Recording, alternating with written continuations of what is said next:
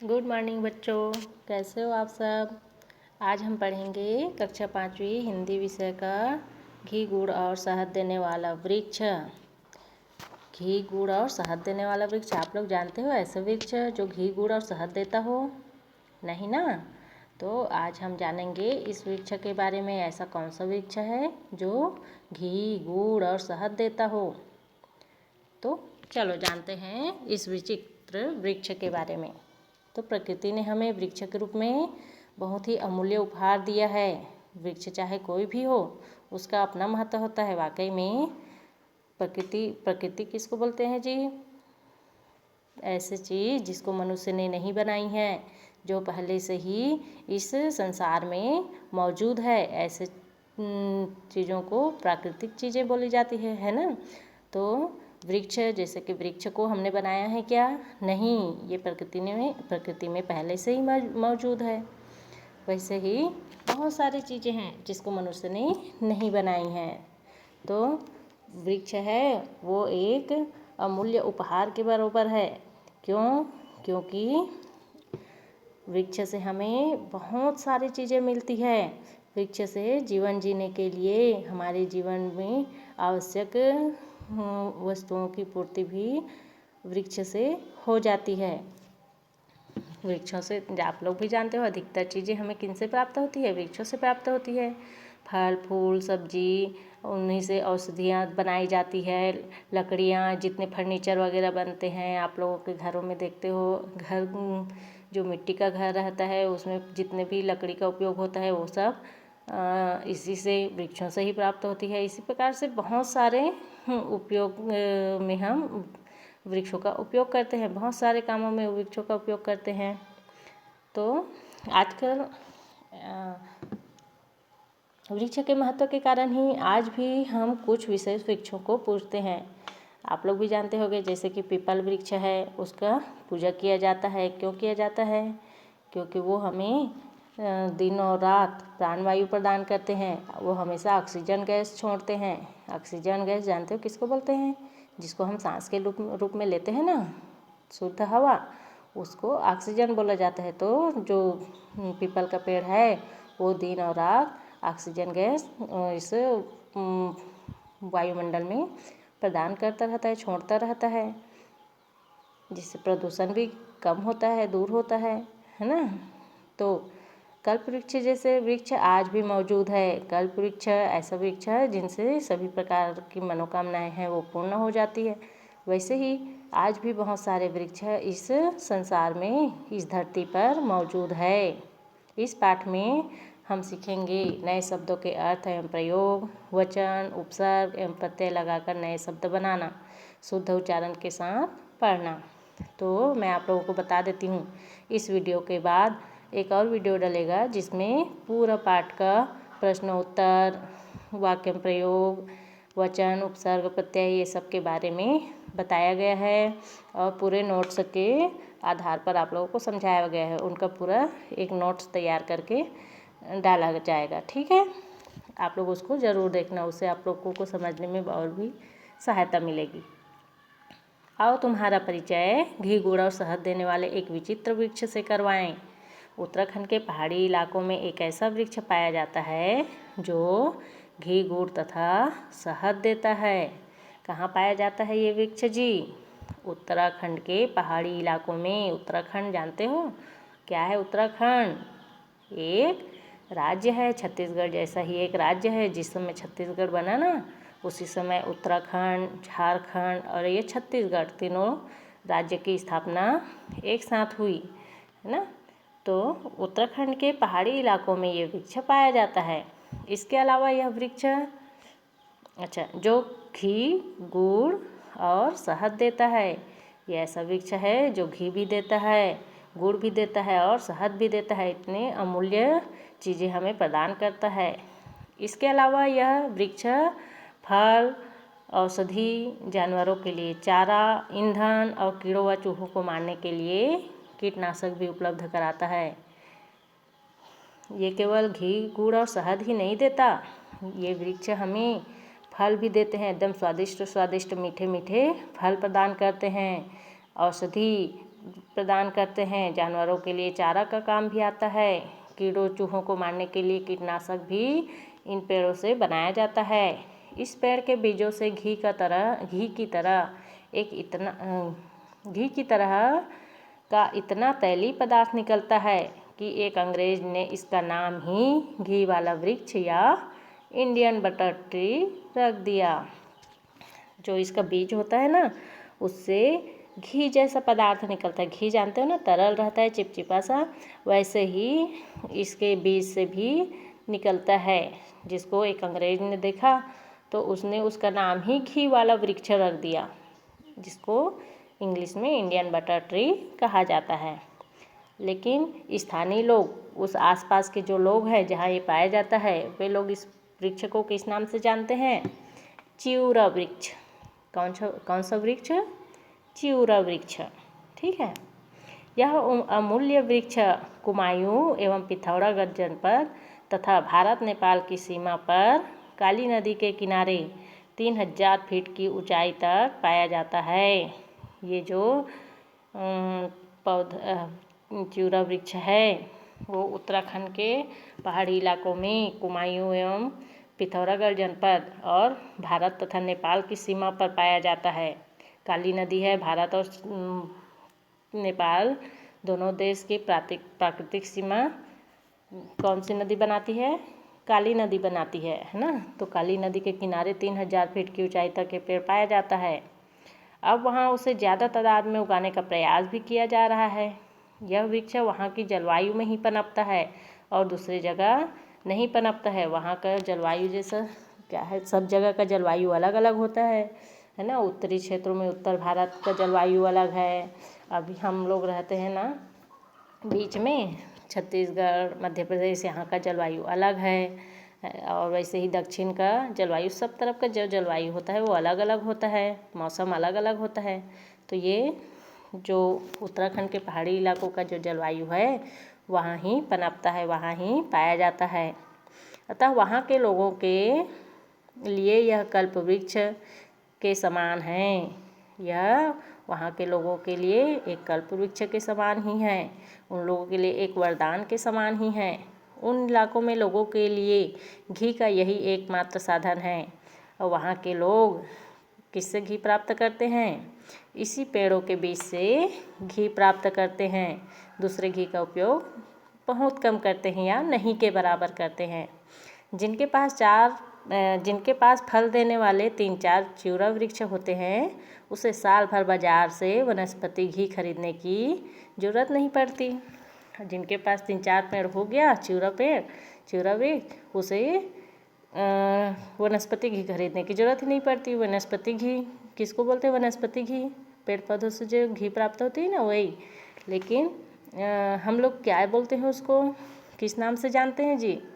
जब तुम दुकान जाते हो सामान खरीदने, कुछ मिष्ठान बनाना है, मीठा बनाना है, या फिर कुछ खारा बनाना है, कटवा वगैरह है ना, पकवान बनाना है, तब उसके लिए क्या खरीदते हो? वनस्पति घी खरीदते हो, जिसे डालडा बोलते हो ना। हाँ, वही है वनस्पति घी। वो भी घी ही है, लेकिन वनस्पति से प्राप्त होता है, पेड़ पौधों से प्राप्त होने वाला है। उन वृक्षों से यह गुड़ और शुद्ध शहद भी प्राप्त करता है। ये घी तो प्राप्त करते ही हैं उस पेड़ के बीज से, है ना। अभी बताई ना कि उस पेड़ में जो बीज होता है, चिउरा का जो बीज, उसमें घी जैसा तेली पदार्थ निकलता है, तेल जैसा पदार्थ निकलता है, जिसे इकट्ठा करके घी के रूप में उपयोग करते हैं। और साथ ही गुड़ तथा शुद्ध शहद भी प्राप्त करते हैं। अब इसको कैसे प्राप्त करते हैं, चलो देखते हैं। घी का तो समझ में आ गया है ना, उनके बीज से जो तेल जैसा पदार्थ निकलता है उसको इकट्ठा करके ये लोग रखते हैं, उसी को घी के रूप में उपयोग करते हैं। यह वृक्ष छायादार और फैला हुआ होता है। यह वृक्ष छांव देने वाला भी रहता है और बहुत फैला हुआ भी रहता है। इसके फलने फूलने का समय अक्टूबर से जनवरी तक होता है। अभी इसका फलने फूलने का समय शुरू हो गया है। अभी अक्टूबर चल रहा है ना, तो अब इसमें फूल लगना शुरू हो गया है। कब तक लगेगा उसमें फल फूल? जनवरी तक। जुलाई अगस्त में इसके फल पक जाते हैं, और जैसे ही जुलाई अगस्त आता है उस समय इसका जो फल है वो पक जाता है। पके हुए फल पीले रंग लिए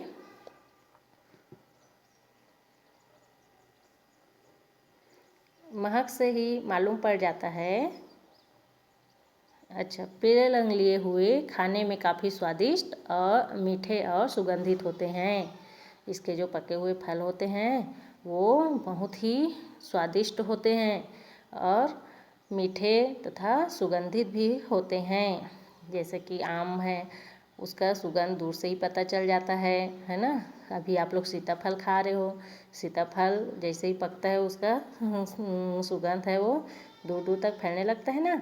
वैसे ही इसका भी चिउरा का जो फल है वो जब पकता है तो उसका जो सुगंध है वो दूर दूर तक फैल जाता है। वातावरण में फैली इस फल की मीठी महक से ही मालूम पड़ जाता है कि चिउरा पकने लगा है। उसकी सेंट से ही, उसकी महक से ही पता चल जाता है कि अब चिउरा वृक्ष का जो फल है वो पकने लग गया है। गांव के लोग इन फलों को बड़े चाव से खाते हैं। जैसे हम लोग आम, सीताफल, बेर सब चीज़ खाते हैं ना जो हमारे तरफ मिलता है, वैसे ही इस फल को भी वहाँ के लोग बड़े चाव से खाते हैं। और एक भी बीज फेंकते नहीं हैं, पूरे बीजों को संभाल कर रखते हैं। फल को तो खाते ही हैं और बीजों को भी संभाल कर रखते हैं। इस वृक्ष पर फल काफ़ी होते हैं, बहुत सारा फल लगता है एक पेड़ पर। पके फलों से बीजों को आसानी से इकट्ठा करने के लिए वे कभी कभी बंदरों एवं लंगूरों को भी वृक्षों से फल खाने देते हैं। तो बंदर और लंगूरों को इसके फल को खाने के लिए दे दिया जाता है, क्योंकि फल बहुत सारे लगे रहते हैं, है ना। तो बंदर और जो लंगूर है वो बाहरी भाग को खा लेते हैं और बीज को ज़मीन पर फेंक देते हैं। फिर ज़मीन से बीज को इकट्ठा कर लिया जाता है। एक वृक्ष से करीब 1 से 1.5 क्विंटल तक बीज प्रतिवर्ष मिल जाते हैं। देखो, 1 से 1.5 क्विंटल, 1 क्विंटल कितना को बोलते हैं? 100 किलो को बोलते हैं 1 क्विंटल, है ना। तो 1 से 1.5 क्विंटल तक प्रतिवर्ष बीज प्राप्त हो जाता है। ये बीज स्थानीय लोगों के लिए काफ़ी उपयोगी होते हैं। इन बीजों के छिलके निकालकर अंदर के भाग को धूप में या हल्की आंच पर सुखाकर पीस लिया जाता है। देखो क्या करते हैं, ये जो बीज होते हैं उसके छिलके को निकाल दिया जाता है और अंदर के भाग को धूप में या हल्की आंच पर सुखाकर पीस लिया जाता है। उसके अंदर जिसको हम चिरौंजी बोलते हैं ना, वैसे भाग को पीस लिया जाता है गरम करके और पानी में उबाल लिया जाता है। कुछ देर उबालने के बाद इसे ठंडा होने के लिए रख देते हैं। उबालने के बाद ठंडा होने के लिए रखते हैं। ठंडा होने पर घी मक्खन की तरह का खाद्य पदार्थ पानी की सतह पर तैरने लगता है। और जब इसको उबाला जाता है और ठंडा होता है तो उसके ऊपरी भाग में घी जैसा पदार्थ आ जाता है। इसे कपड़े से छानकर अलग कर लिया जाता है। चिउरा घी और ऐसी घी बनाते हैं। तो चिउरा घी है वो देखने में वनस्पति की तरह सफ़ेद दिखता है तथा साधारण ताप पर ठोस होता है। जैसे हमारे तरफ भी घी ठंड के दिनों में क्या हो जाता है, जम जाता है ना, वैसे ही वो भी जो गाय का घी रहता है वैसे ही वो भी ठंड के दिनों में ठोस हो जाता है, गर्मी के दिनों में तरल हो जाता है। स्थानीय लोग इसी घी से पूड़ी, हलवा एवं अन्य पकवान बनाते हैं जो अत्यंत स्वादिष्ट और हानि रहित होते हैं। इतना स्वादिष्ट पकवान बनाते हैं जो हानि रहित भी होती है, उनसे कोई नुकसान नहीं होता है, नुकसान नहीं पहुंचाता है, फायदा पहुंचाता है। यह घी गाय भैंस के घी से काफ़ी मिलता जुलता है। और ये जो चिउरा वृक्ष का घी है वो जो हमारे तरफ गाय और भैंस के घी मिलता है ना, उसी से ही मिलता जुलता होता है। देखो यहाँ पास बीज के अंदर वाले भाग को पीस लिए हैं और उसी को आग से गरम कर रहे हैं। फिर गरम करने के बाद में इसको ठंडा कर देंगे। ठंडा करेंगे तो ऊपर सतह पर तेल जैसे पदार्थ आएगा, उसी को छान कर वे अलग कर लेंगे और घी बनाएंगे। उसी से घी बनता है। चित्र दिख रहा है ये वाला, हाँ, इसमें बनाया जा रहा है घी, ठीक है। मिट्टी के तेल के अभाव में यह घी जलाने का काम भी आता है। मिट्टी तेल तो आसानी से अब मिलता नहीं है ना, तो जलाने के लिए भी इसका उपयोग किया जाता है। यह बिल्कुल मोमबत्ती की तरह धुआं रहित जलता है। मोमबत्ती जानते हो ना, जब अंधेरा हो जाता है, बिजली गुल हो जाती है, तो हम मोमबत्ती की सहारा लेते हैं, है ना। तो वैसे ही ये भी जो घी है उसका दीपक के रूप में जलाते हैं, तो इससे भी धुआं नहीं निकलता है। यही नहीं, जाड़ों में जब हाथ पैर तथा होंठ ठंड से फटने लगते हैं या गठियावात हो जाता है, तब स्थानीय लोगों के लिए चिवड़ा घी एक अचूक दवा का काम करता है। ठंड के दिनों में हाथ पैर सब फटने लगते हैं नहीं जी, उस समय इसे लगाकर ठीक किया जाता है, दवाई का काम करता है। वे इसी घी को गर्म कर धूप में मालिश करके रोग का उपचार भी करते हैं। तो इस तरह से एक चिवड़ा का जो वृक्ष है वो तो महत्वपूर्ण है ही, साथ ही चिवड़ा का जो घी है वो भी बहुत महत्वपूर्ण है। चिवड़ा घी में एक महत्वपूर्ण रसायन होता है जिसे पॉमेटिक अम्ल कहते हैं। यह रसायन विभिन्न औषधियों तथा सौंदर्यवर्धक रसायनों को बनाने में काम आता है। देखो, इसमें एक रसायन भी पाया जाता है घी में, जिसका उपयोग सौंदर्यवर्धक चीज़ किसको बोलते हैं, सुंदरता के लिए जो चीज़ हम लोग लगाते हैं ना, क्रीम पाउडर बहुत सारा, तो उसको बनाने में किया जाता है। अक्टूबर नवंबर के महीनों में जब यह वृक्ष अच्छी तरह पुष्पित हो जाता है, अक्टूबर नवंबर में जब अच्छा सा इसमें फूल लग जाता है, तब इसके सफ़ेद फूल मधुमक्खियों के प्रमुख आकर्षण केंद्र होते हैं। जैसे ही फूल लगता है, फूल का रस कौन लेता है, मधुमक्खी लेता है ना। तो मधुमक्खी है फूल का रस लेने के लिए पहुंचने लगते हैं अक्टूबर नवंबर में। यही कारण है कि पिथौरागढ़ और नेपाल के पास के इलाकों में जहाँ चिवड़ा के वृक्ष अधिक होते हैं, शुद्ध एवं सुस्वादु शहद हमेशा उपलब्ध होता है। अब मधुमक्खी आएंगे, मतलब मधुमक्खी रस चूसने आएंगे, तो वहाँ अपना छाता बनाएंगे, और छाता बनाएंगे तो वहाँ से फिर मधु को, शहद को इकट्ठा कर लिया जाएगा। यदि मधुमक्खी पालन गृहों को इन्हीं वृक्षों के आसपास रखा जाए तो शहद सुगमता से मिल सकता है, परंतु इसके लिए बाकायदा वैज्ञानिक तकनीक अपनानी पड़ेगी। अगर इन पेड़ के पास में मधुमक्खी पालन किया जाए तो और ज़्यादा मात्रा में शहद है वो प्राप्त किया जा सकता है, लेकिन इसके लिए वैज्ञानिक तकनीक की आवश्यकता होगी। जब ये चिवड़ा वृक्ष पुष्पित होते हैं, जब ये फूलने लगते हैं, तब स्थानीय लोग इस पर चढ़कर बड़ी सावधानी से डाली को हिलाकर फूलों का रस बर्तन में इकट्ठा कर लेते हैं। देखो, जब फूल लगना शुरू होता है ना, इसी समय फूल लगना शुरू होता है, तो वहाँ के लोग क्या करते हैं, पेड़ पर चढ़ते हैं और पेड़ के डाली को हिलाते हैं, जिससे फूल का रस रहता है वो उसको बर्तन में इकट्ठा कर लेते हैं, किसी बर्तन में इकट्ठा कर लेते हैं, और इसे छान कर व उबाल कर गुड़ प्राप्त कर लेते हैं। फिर इसको छान कर उबालते हैं और गुड़ बना लेते हैं। यह गुड़ देखने खाने में बिल्कुल गन्ने के रस से बने गुड़ जैसा ही होता है। हमारे तरफ जो गुड़ मिलता है वो किसका मिलता है, गन्ने के रस से बना हुआ गुड़ मिलता है। और ये गुड़ किससे बन रहा है, चिवड़ा वृक्ष के फूल के रस से। तो चिवड़ा वृक्ष के जो फूल हैं उनके रसों को इकट्ठा करते हैं, फिर उसको छान कर उबाल कर गुड़ बनाते हैं। तो इस तरह से इससे गुड़ भी बन गया।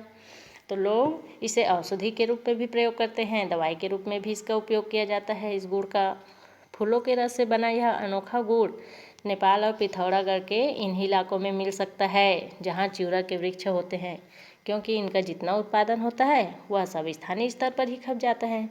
जितना गुड़ प्राप्त होता है, जितना गुड़ बनता है वो वहीं खप जाता है।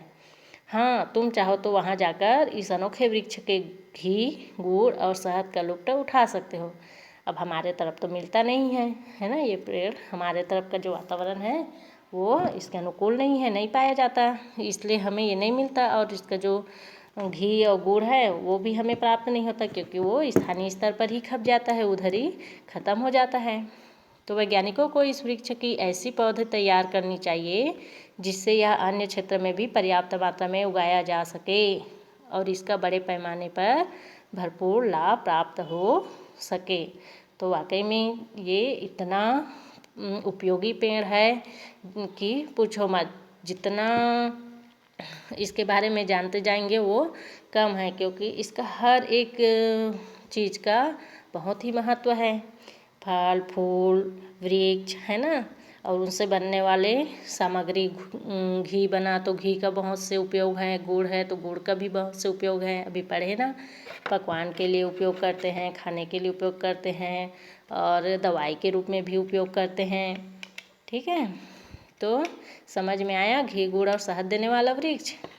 घी किससे बनता है? घी चिरौंजी वृक्ष के बीज को के अंदर भाग वाले भाग जो जिसको हम चिरौंजी बोलते हैं, चिरौंजी को उन लोग पीस लेते हैं, फिर उसको उबाल कर छान कर घी बनाते हैं। वैसे ही गुड़ कैसे बनाते हैं? उनके चिरौंजी वृक्ष का जो फूल रहता है उसके रस को बर्तन में इकट्ठा कर लेते हैं, उसको भी छान कर उबालते हैं और गुड़ बना लेते हैं।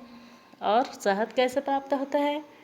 शहद पेड़ से प्राप्त नहीं होता, लेकिन पेड़ पर लगे फूलों का रस लेने के लिए कौन आता है?